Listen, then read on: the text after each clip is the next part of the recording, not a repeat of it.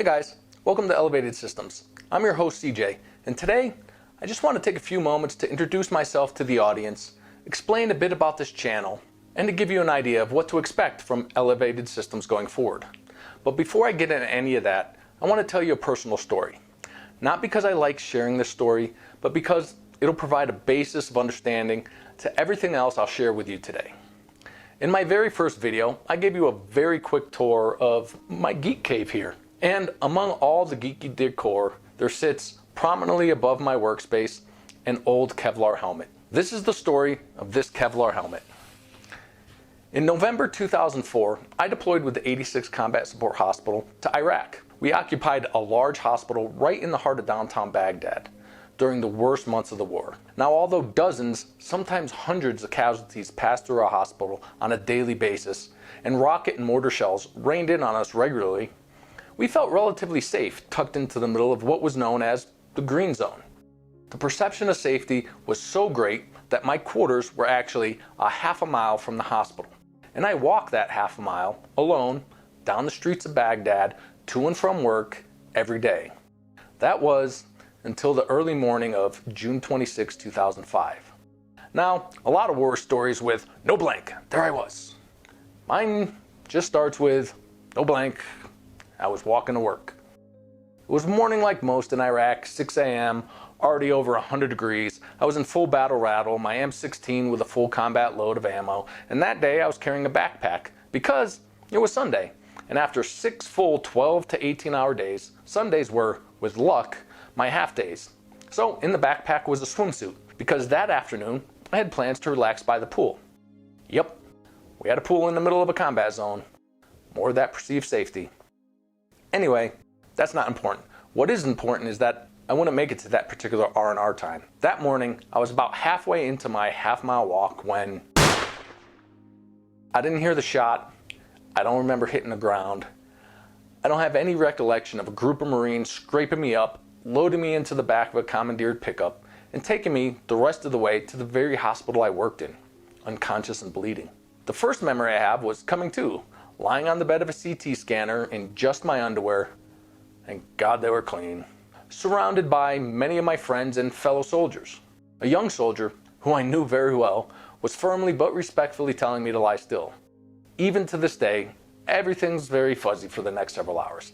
I don't remember the actual CT scan, but I do remember when it was done, they rolled me back into the ER to Trauma Bed 1. Now, to any other soldier, Trauma Bed 1 would just be like any other bed in the ER. However, because I worked there, I knew that particular bed was for the worst casualty in the ER. And I was pretty sure I saw some other guys in some other beds that looked pretty messed up. At this point, I started freaking out a little. And that's when my company commander, who actually didn't work in the ER, another source of concern, told me I had been shot in the head and the ER staff needed me to lie still. Now, being told you've been shot in the head and relaxing is usually not a reciprocal action and result. However, I pretty much froze at that point. I had seen guys with severe head injuries in that very bed doing things like trying to get up and check on their battle buddies, joking with the doctors, even one guy begging a nurse to let him go have a smoke, only to be heading home in a flag-draped coffin hours later. I was now pretty sure that'd be my fate. But seeing as I'm here, talking to you on YouTube almost 15 years later, obviously I didn't die. In fact, the bullet didn't even penetrate my skull. So, how did I survive a sniper's headshot? Well, it comes down to a cheap round, a good helmet, and a lot of luck. You see, this sniper had been operating in the green zone for many months and had probably exhausted his supply of high-quality ammunition. So, he or she, there were actually some reports it may have been a woman, had to use what he could scavenge. So, the round that hit me wasn't a full brass-jacketed round or even a copper-bonded round. It was a copper-jacketed round, which is a soft copper jacket loosely covering a soft lead core. This fact combined with the exact angle it hit my helmet, you see, it went in here, this tiny hole. But because of the steep angle, the sniper was on the top floor of a high-rise building just 300 meters behind me. The bullet had to pass through almost 2 inches of Kevlar and another inch of leather. This stripped the copper jacket and flattened the lead core of the round. It was this mushroomed round that hit me in the head, knocking me unconscious, giving me a massive concussion and cerebral edema, or bleeding in the brain due to damaged capillaries. The overall diagnosis was traumatic brain injury, or TBI. However, even though they had a bird on the helipad ready to evac me to Germany that day, I stayed and finished out the tour. I've lived with symptoms of that TBI every day for the past 14 plus years. I'll explain some of those as I continue today, beginning with the fact that you may notice I'm really only talking and emoting out of one side of my face. This is not because I'm trying to emulate Rocky, but due to the nerve damage caused by the bleeding in my brain. Like Mr. Stallone, I have some partial paralysis on the right side of my face, and even a little loss of fine motor skills with my right hand. Kinda like somebody who had a stroke. But it's cool. I went to a lot of therapy to be able to do this. I know, that's just freaky, right? I mean, not Heath Ledger Joker freaky, but weird. I promise I'll never do it again.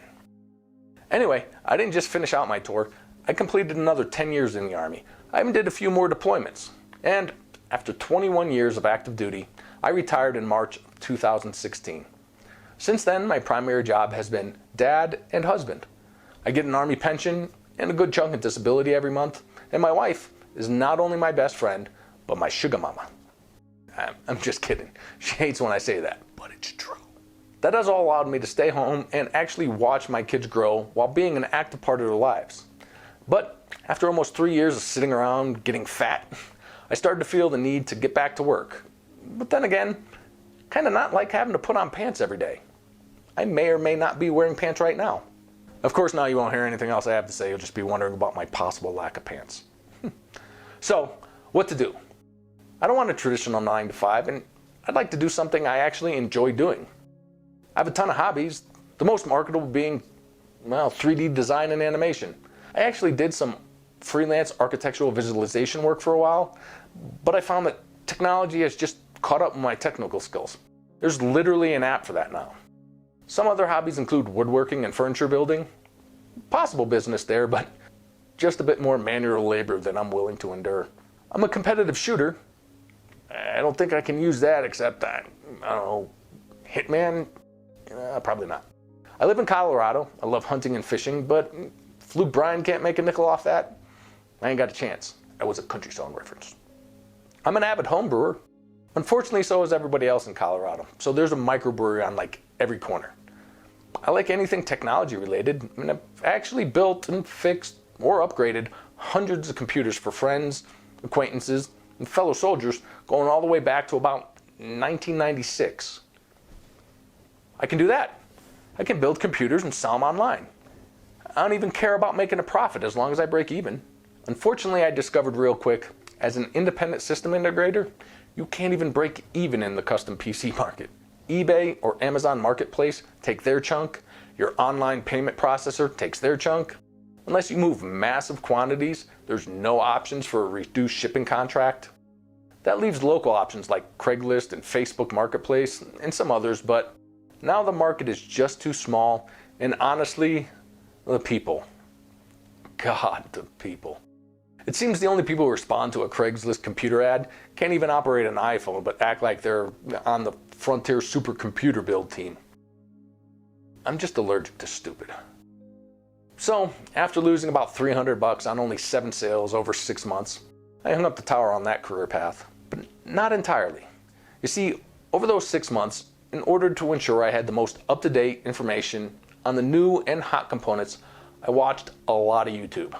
I watched all the same channels you probably watch. Paul's Hardware, Bitwit, LTT, Jay's 2 Cents, Gamers Nexus, Hardware Canucks, Hardware Unbox, PPS Customs, Tech Deals, all those guys and more. My subscriptions are public. You can see for yourself.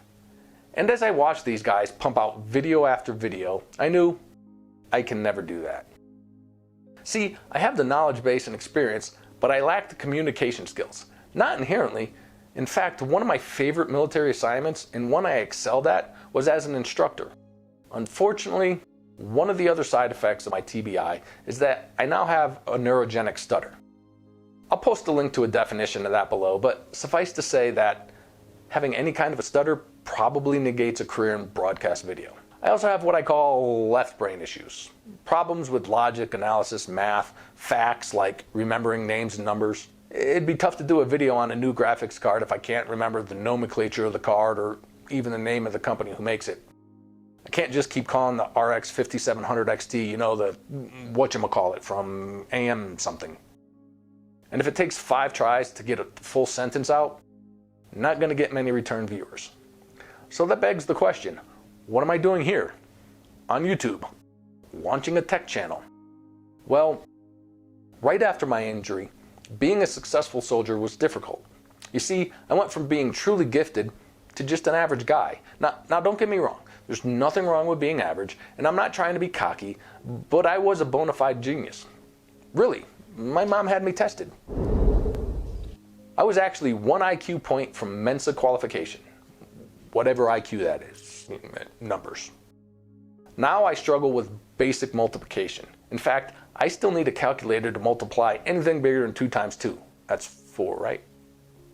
I had to learn a new way just to get by day to day. My career stagnated for a while, but I figured it out. I had to lean into my therapy. It was intense brain training. Planning, practice, rehearsal, repetition, repetition, repetition. I had to exercise my brain more than I exercised my body. Every day, all day. It took some time, but eventually I was not only just able to make it through the day, but I was excelling again. My career was back on the fast track, and I felt good. But eventually it was time to hang up the uniform. And since that time, I know I joked earlier about getting fat, and although I have put on a few pounds, mostly I've lost some of that mental edge I had fought to get back. I mean, it's true. If you don't use it, you lose it. So here I am, taking on the challenge of being a content creator. And trust me, it's not easy. So this isn't just about bringing you, the viewer, well-researched and beneficial tech content. I mean, it is that. But it's also about me shaking out the cobwebs and flexing my brain again. Every video I produce will be planned, practiced, rehearsed over and over. Repetition, repetition, repetition. Until I have something I'm happy with and willing to share. Part of that is scripting. I told you I had a stutter. And I've come to find out already that regardless of how much rehearsal I do, I can't just ad-lib. Not if I don't want to lose my mind during edit. So everything is scripted. Right now I'm reading a script. I mean, I'm just talking about myself. This should be the easiest video I ever do. But in reality, a neurogenic stutter is more than just struggling to get words out. It's about being able to order your train of thoughts and lining those thoughts up with your speech center. And while I'm okay in face-to-face conversation, making small talk, while I'm sitting here, a one-man show, talking to you, while I'm also monitoring things like battery levels and filming time, focus and exposure on 2 cameras, it's a train wreck. Even reading a script isn't a guarantee. In fact, I can even write into the script 2 days before I shoot that you've seen several edits along the way. Because I got hung up on a line here and there. But that's the challenge. Finding ways to overcome my shortcomings while bringing you great content. That's one reason I shoot on 2 cameras.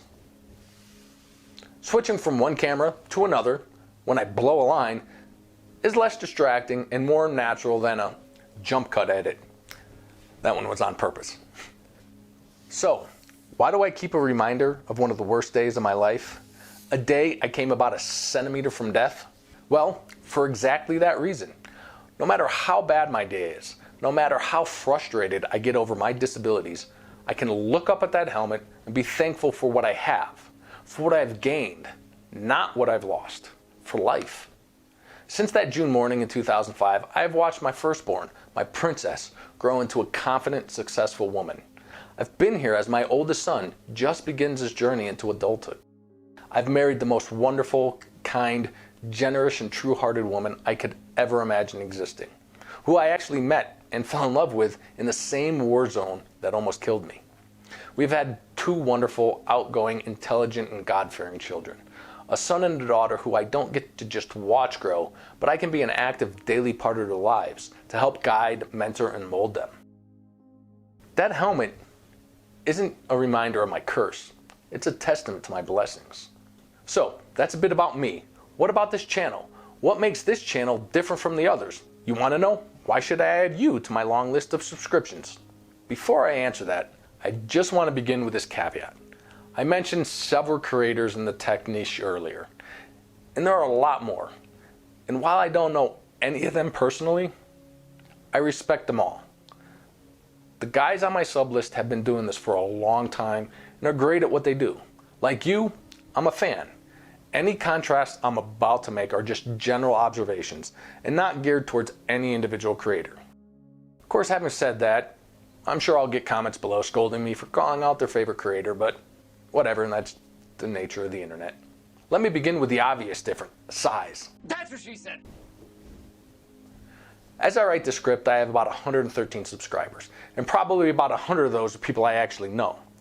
Being so small means I make nothing from this, or any other video I'll make in the foreseeable future. I don't get any YouTube ad revenue, I have zero sponsors, absolutely no tech companies are sending me anything to review, nothing, nada. Everything you see and anything I covered, I paid for out of my own pocket, which means a few things. First, anything I buy, it's because I believe in it. I believe in its performance and or its price to performance. Second, you can be sure any critiques, positive or negative, are 100% constructive. You tend to be more critical when it's your own cash on the line. Third, most everything I build will be something the average human being can also afford to build. You won't see me building like a 10,000 custom dual loop cooled 28 core triple 2080 Ti over the top gaming system. Not in the foreseeable future anyway. I won't make component decisions simply because it's just what I had on hand. Because I got nothing on hand. If I put it in a build, it's because I've used it, tested it, and I'm confident it's the best fit for this system. And honestly, while I do have a few planned, full PC builds won't be a prime focus of Elevated Systems to start. And while I can't afford to review every new CPU that drops or tear down every new graphics card, I can teach you things others may just not have time to. For example, here are some of the videos I currently have on my shoot schedule. I'm going to show you how to completely rewire a computer case. I mean, not just good cable management, but how to cut, shorten, lengthen, or combine every kind of wire or cable in a PC. I'm going to teach you how to refurbish a graphics card. I'm going to do a video on how to troubleshoot and fix a PC build that went bad. I'm going to show you how to custom sleeve a semi-modular power supply. Turn those ketchup and mustard cables into a showpiece. I'm going to test and answer the question of what to upgrade first in an old gaming system. I'm going to show you how to completely refurbish an older gaming laptop if I win that eBay auction. That's the only iffy one. I'm going to build a 12-core, 24-thread content creation system for under $1,000, and I'm going to show you how to build a complete desktop system, including monitor and peripherals, for about $100. I'm going to build my favorite Mini ITX APU system, then I'm going to give it away. And because it's kind of incumbent on a new tech tuber, I'm going to introduce you to my primary workstation as I rebuild it. This is the only non-average system on the schedule. It cost about $6,000. Don't tell my wife. I also have a video on addressable RGB. I already shot it as I was installing the RGB in this room, but it was unscripted, so it's a hot mess. And I'm not sure if it'll ever go out. I actually pull a lot of this content from questions and comments from other tech videos I've watched. I also spend time in tech and PC related subreddits, and I see a lot of questions, and unfortunately a good share of bad answers. Hopefully I can do something to fix that. One other thing that makes Elevated Systems different is that if I build a system that I don't have a use for as a whole or in its individual components, I'll sell it at cost to one of you. Now, I'm not trying to be the next big boutique system integrator. However, if I can recoup some of what I spend, I can put it right back into the channel and deliver more and better content. But more on that in the future. I don't really have anything like that currently planned. But while I'm on the subject of funding this channel, one thing I can guarantee that I will never do is accept a paid review. That is, I will never accept monetary or material incentive to provide a favorable review for a product or service. If a company wants to provide me with a product to review, they'll receive a fair and impartial review of that product based on its performance and price point, whether it's good, bad, or indifferent. As far as entering advertisement deals with companies, if and when that time comes, I'll only consider companies and products that I have personal experience with and feel comfortable recommending to my viewers. I'll never produce an ad just for a payday. I guess that's bringing us into the long-term future of Elevated Systems. What does the future hold? Well, first and foremost, I've always considered myself a builder. Whether it's a custom cooled and cabled gaming PC, or a craftsman style oak desk, or a YouTube studio. I love the challenge of starting with a self-conceived plan and creating something new and never seen before from scratch.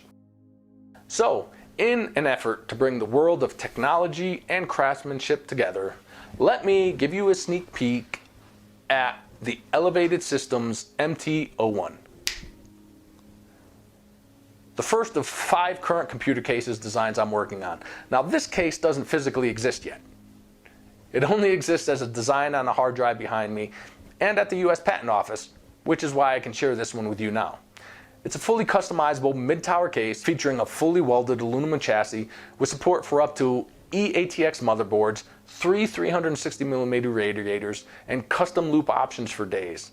It features a one-piece shroud in an unlimited number of materials and design options.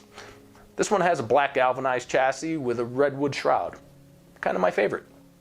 Now, I know this sounds like an ad, but honestly, this case will likely never go on sale to the general public. They'll be used in channel exclusive builds and then given away, auctioned off to support a cause, or to promote the channel. But more importantly, sprinkled into the content of the channel will be videos covering the design, development, engineering, prototyping, manufacturing, and construction of this case, and many more. I'm really excited to stuff the next generation hardware into one of these. But that's the future. This is the present. And in the present, I'm getting long-winded. So let me just make one more point about the benefit of being a small channel. Communication. That is, if you leave a comment or ask a question, I can respond to them all. If you have a question, I'll answer it. If you have some constructive criticism, I'll respond. Look, I have no problem with constructive criticism. If you see me do or say something that may be incorrect, let me know. If you want to have an intellectual debate, keyword intellectual, about a piece of content I put out, I'm game. If you just want to feeble-mindedly rant and curse, I'll delete it. This is a note to the fanboys out there. If you want to insult me or any of my other viewers simply due to some cult-like loyalty to a particular tech company, this isn't the place for you. Yeah, I'll delete that crap. You're thinking, that's censorship. Shouldn't the internet be free and open? Yes, the internet. But this channel is my place of business. If I came into your place of business cursing at you or insulting you or your customers, you'd ask me to leave or call the cops. I'm just going to delete your hateful comments. Debate, yes. Denigration, no. Simple. Anyway, let's end this on a more positive note. For those of you that are still here, thank you for listening as I shared a small part of my personal story. Of all the creators I follow, I tend to watch more the ones who I feel I know more about as a person. The ones I can relate to. That was my intention here. If you liked what I had to share today, go ahead and hit that like button. If not, please let me know why in the comments below. And the best way you can support a small channel like mine is to subscribe. I try to post to my social media sites daily. You can find links to those below. I plan on uploading a new video every Friday for as long as I can afford to, and more often when I can afford more. So hopefully you'll be back for the next one. Until then, have a great week.